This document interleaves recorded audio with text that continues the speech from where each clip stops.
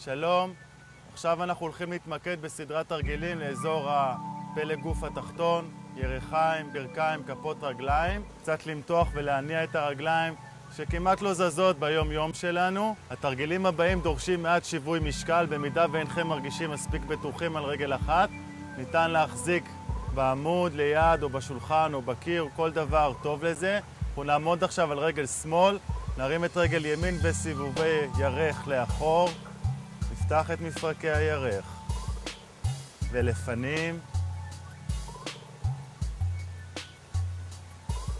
קדימה אחורה, נטלטל קצת את הרגל וגם נניע את הרגל בצורה של שמיניות. נרגיש את הפתיחה באזור מפרקי הירך. נחליף רגל על רגל ימין, סיבובים לאחור. משהו כמו 3-4 סיבובים זה מספיק, ולפנים. סיבובים כמה שיותר גדולים, להגדיל את טווח התנועה של המפרק. קדימה אחורה, לטלטל את הרגל. ושמיניות.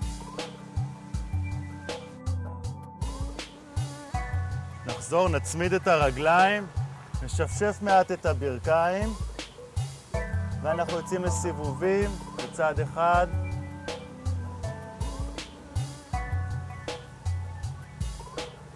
חזרה למרכז, לצד השני.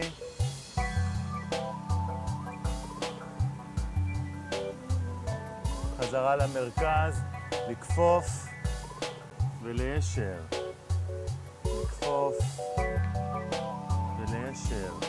לקפוף פחות וליישר. נעבור לכף רגל שמאל, סיבובים של הקרסול לכיוון אחד, מלאים לכיוון הנגדי. ניישר ונמתוח. לקפוף וליישר.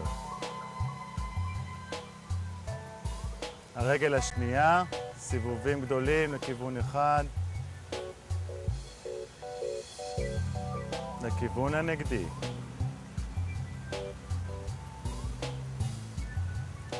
למתוח ולקפוף, למתוח ולקפוף. חזרה למרכז, נפתח פיסוק רחב ולשקוע לרגל ימין. להרגיש את המתיחה לאורך הירך הפנימית, להתרומם, לשקוע לצד השני. להרגיש את המתיחה לאורך הירך הפנימית, להתרומם, לשקוע, להתרומם, לשקוע. להתרומם, הפעם אנחנו מסובבים את העקב ושוקים עם הישבן, למתוח את הרגל, להרגיש את המתיחה, להעביר יד השנייה לאצבעות כף הרגל אם מגיעים, אם לא אז אפשר בכל מקום אחר. לקרב ראש לברך.